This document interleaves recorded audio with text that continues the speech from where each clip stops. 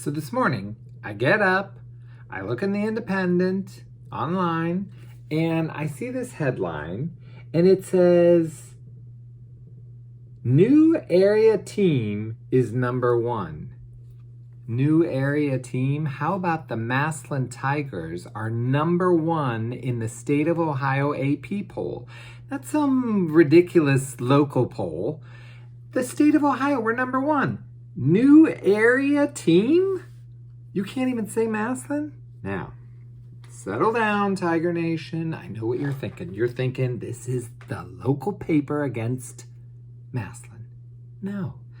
For years they've been doing these headlines. That's the way the repository does it. You know, when Lincoln won the presidency, in the New York Times it says Abraham Lincoln, new president. Here it said local Illinois man gets new job. And they didn't get any better when Lincoln was assassinated. The next day, headlines, actors don't get to finish play. I mean, it's always been that way. When the Berlin Wall came down, government work projects fail. When man landed on the moon, across the nation were headlines, Neil Armstrong steps on moon. In the repository, it said vandals leave flag on property. They just don't know how to do headlines. When women got the right to vote, headlines next day, big block letters. Dinner will be late, November 4th, 1920. I mean, it's always been that way. And even, I know what you're saying, it's just there against Massillon. Even when McKinley won back-to-back state champions, the headlines was, McKinley wins back-to-back state championships. Oh.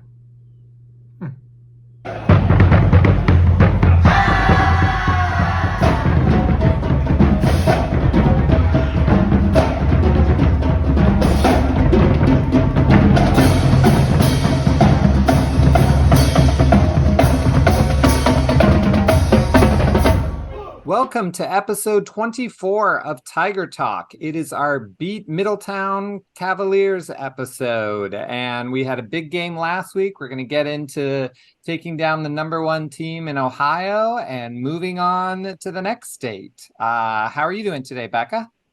Great. Doing great, Scott. I mean, next week, could you sit farther away from the camera? We've been getting letter after letter. Can we get Becca farther back? It's Coach Moore. I don't know why he's like, here, let's angle it this way. And, I'm back here. Oh, we can hear you just fine. Oh, okay, good. So no problems there. So introduce our guest today. Well, we have threes. Number 3, Dorian Pringle. Number 33, Cody Fair. And this guy, Coach Moore, they call him. The best coach in America, according to his players. Yes. I mean, I saw his stand-up routine on his Netflix special.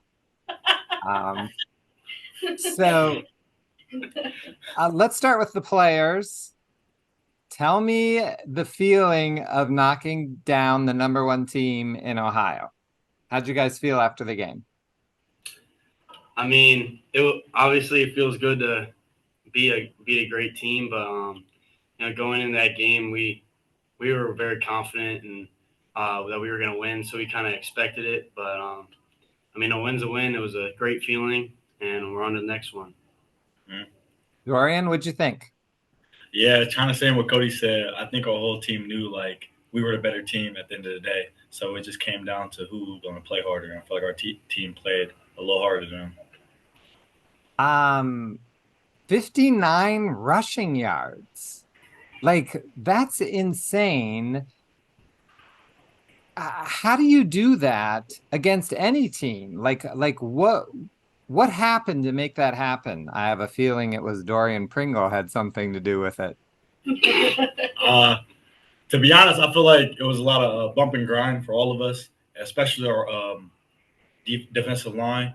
We really put a challenge on them to see what they could do, and they all held their own. And I feel like everybody on our defense just came together. That was incredible. What about you, Cody? What'd you think of those 59 yards? Were you surprised by that statistic at the end of the game, or did that seem about right?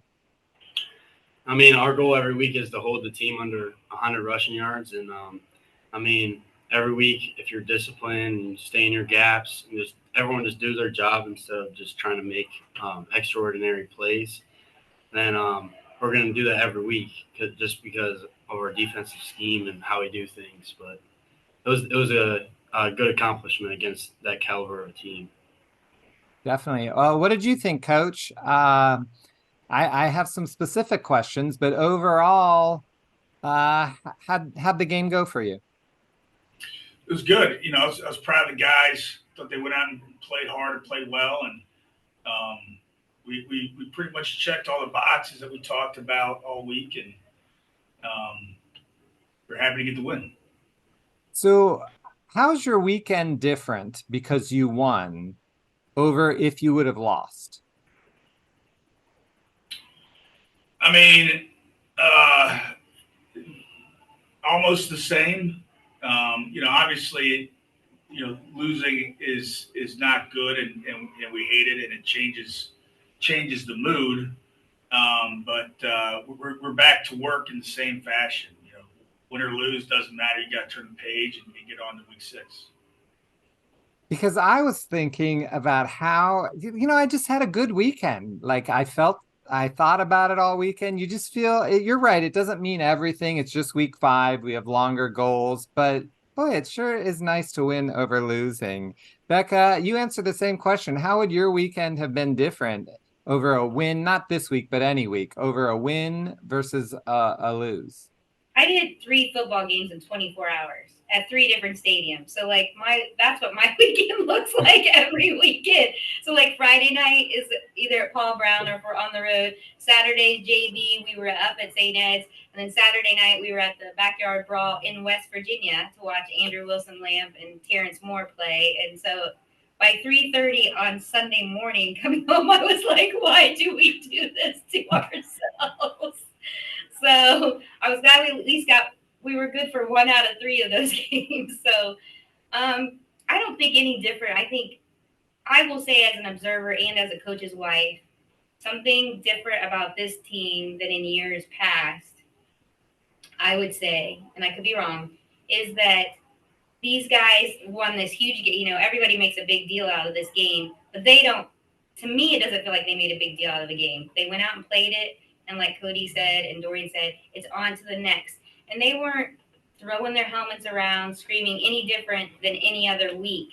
So I think this team is definitely more focused and driven than maybe some other teams have. It's on to the next, no matter the outcome. So I'm with Nate. Win or lose, our weekends are still the same. We've got things that we've got to get done and other kids that we've got, to follow through and build up programs. So that's how it goes. Well, then it made a difference in my weekend. If I was the only one that had a different weekend, that made the win worth it. I saw some of your interviews, Coach, after the game, and it really surprised me that no one asked you about, to me, what was the biggest moment of the game. And I would like to hear the coaching aspect behind it, and that's going for 2. I mean, that's the play of the game. You going for 2 made it a 2-score game. When did you make that decision? And, talk a little bit about deciding to go for 2 at that moment. So we go into halftime up 7-6, and at the end of halftime, after the kids and most cleared out, I had a conversation with John Mazer, our offensive line coach, and he's a guy that I like to bounce those types of ideas off of. The idea being if you're up by 1, like you said, you can go for 2 and make it a 2-score game. If you miss the 2-point conversion, you probably still push with them at that point. So it's a low risk, high reward scenario, and in a tight game and low scoring game, the way that was going and how good our defense was playing. I thought that was the right call, and so really made that decision at the end of halftime. And when we came out and that touchdown that we scored in the third quarter, the decision had already been made. And so, went for 2 and got it. Yeah, it was so exciting. I love going for 2. I just love it. There's something so exciting about going for 2. How do you feel about it, Dorian? Sometimes you're the one that runs it in. This time you didn't. What's the difference between being on the 3rd-yard line for going for 2 and in a game for a touchdown? I feel like it's different. It's going for 2. You have you got to get it, or like a touchdown. If it's like 3rd down, you have a couple more plays, but for 2, you got one time. It's only one time. So I know there's something different about it, which is so crazy because it shouldn't matter. It's 3 yards, it's 3 yards. But it also seems to break the other team, and it's just one more point. There's just something mental about going for 2. Do you guys think that's true, or this is just Section 14 guy shooting his mouth off? What do you think, Cody? What's your feelings on going for 2? I don't know. I just like getting more points. Oh, I love it. So, anything else from the game? Do we have, here we're about moving forward to the next one. Do you have anything else, Becca, on the St. Ed's game? No, I'm ready. Next one. Yeah, let's do it. So, if I'm remembering correctly, this was the team that came last year and they put 2 scores up on us early, right? yeah. Yes. Yeah, we were down 12. Yeah, I mean, and then, we took care of business, but also they kind of came out and did something different, right? Isn't that what happened? Throw the ball. Through the ball. Is that what you said? Yeah, They came out they through the did. ball. It is football. Yeah. So, I mean, how are you going to prepare for that this time? I guess, or do you think it'll be the same thing? Or as always, we don't even look at last year. We don't care. We put our feet where we are and we go one game at a time. Whoever's got it. I mean, they pass and everything like they did last year, but like for the offensive line, they're a little smaller than they were last year, so their splits are a little wider than we're used to. So we have to, as we get practice, we got to get used to just going against that wider split and getting ready for the pass. So I don't know if you noticed this, Scott, but I noticed this, and I asked Nate about this. So, did you realize? So, what do you have? The scout team players of the week this week? There was a lot of them. I did notice that. And Big Mike and a couple other starters. Well, I recognize it because I was like, why is Big Mike scout team player of the week? Like, what is going on? And so, so you guys, why is being the scout team player of the week, or why those guys playing? Why is that significant? And why is it important, especially when you're going up against, like you said, we're stretching, something we got to get used to. Why is that important? I mean, I think it's important. Like this year I feel like in years past it hasn't been like this, but a bunch of our starters are playing like scout team defense, and then our starting O-line's playing scout team O, and it's just like getting us a better look, and like they're a lot more physical and a lot better technique. So it's getting us more ready for Friday night for what we're actually going to see. Yeah, I did notice there's 7 people were scout player of the week, right? Or something like that. Yeah.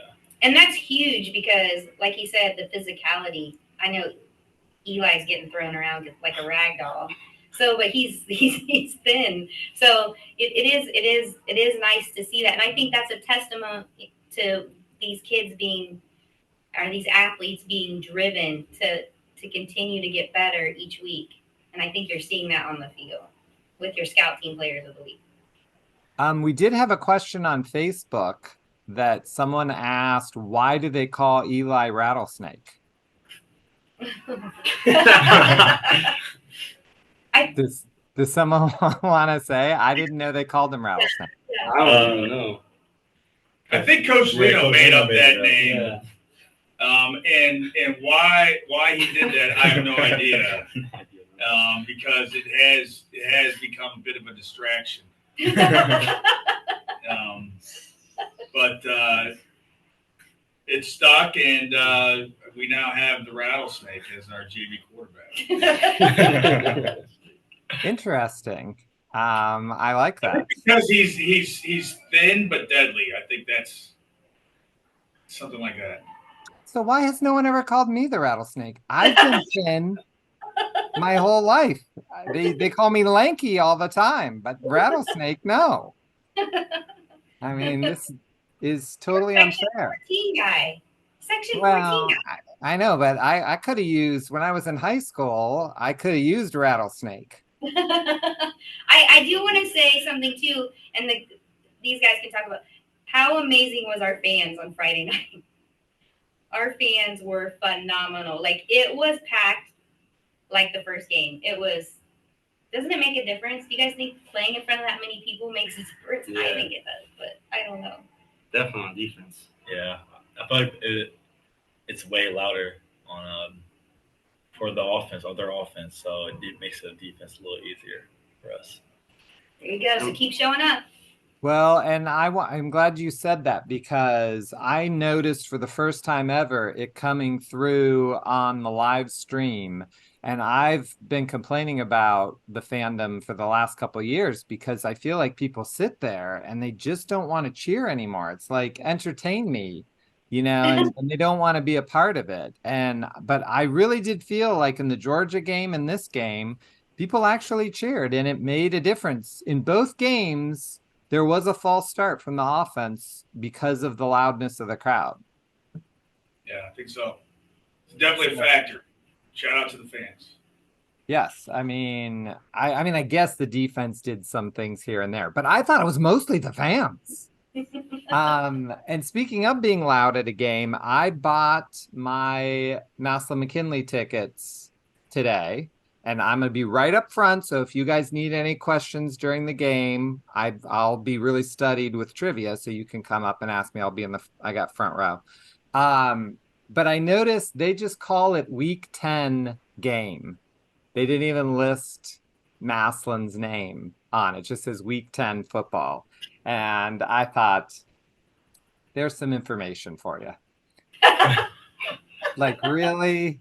Like it doesn't matter who you're playing, have some respect, but whatever. I got my tickets and I'm ready to go. So that is exciting. So what do we need to know about the team, Coach? Give us a little bit of a preview for Middleton. So Middletown is the #1 team in Delaware. They've got some really talented players. Several guys with offers, a couple guys with Duke offers, Syracuse, the defensive line, Syracuse commit. They've got a really good quarterback. The quarterback and the rest of the offensive skill is really the strength of their team. I would say. I think they're really good, very very talented. And then defensively, they've got a really good safety. They've got an inside backer that I like, number 8. I think he's a good downhill player. And 42, the defensive end, who's a Syracuse commit, he's really good. He might have been the best defensive lineman that we played last year. Might be the best defensive lineman we play this year. We'll see. But we have a lot of respect for him. We feel like he was very good. Sounds like a good game. I'm looking forward to it. I thought this game was a lot of fun. I like the little rivalry between St. Ed's. Not that anyone asks me, but I'm not a fan of playing Division I cheater schools, but I understand we got to do whatever. So, but I'm glad that we're beating them 2 years in a row, and it was fun. So we have return players. So we don't need to set up the game, but for us viewers who maybe don't know, we're doing a trivia thing, team versus hosts. I think we're low. Yeah, they're up by 1. Right? Yeah, it's just 3-2. So they're gonna roll the dice, and statistically, it should be Becca. But let's see who has to answer. Both of them had little giggly eyes. They're excited for their question. But let's find out what it's going to be. It's him. Yeah. Yeah. I mean, is that dice fixed? It's like every damn week it's me. So I have a feeling you're digging in the Maslin bag. Let's see what we can come up with. What's our question this week? All right. Question is, who scored the first touchdown in Paul Brown Tiger Stadium? How old do you think I am? Do I look that old? I mean, I hate to break it to you, but I was born in 1970, not 1870. Answer before. I'm trying to think of who it is. I would say Frank Smith. Was it Frank Smith? No. I tried to think of a generic name. It should have been Jebediah. Who is it? Jebediah Farmer Man. That's what I was gonna say. What was it? Tommy James. Is his picture is painted up Tommy there? James. It's in the indoor. It's in the Oh indoor. yeah. thing. He's Hall of Fame animal champion. Yeah. He's I on gotta the Hall of Fame and Wall of Champions. Come on, Scott. Played for Paul Brown at Ohio State and the Browns. Mm-hmm. Oh, great. And I mean, I wasn't alive then. But you're a Maslin fan. Well, I mean, if the answer is Chris Spielman, I saw Chris Spielman play. I can tell you that. Who was on the Wheatie box? Chris Spielman. You better get out your Century of Heroes book and study up. I know. I better. I gotta start doing this now. I gotta quit my job to memorize everyone who ever scored a touchdown in Paul Brown Tiger Stadium. Thank you guys for a good weekend. I thought about the game a lot. It made me happy. I'm excited where we're going, and we'll keep winning. I like it. All right. Until next week, TIG. ERS. What a question.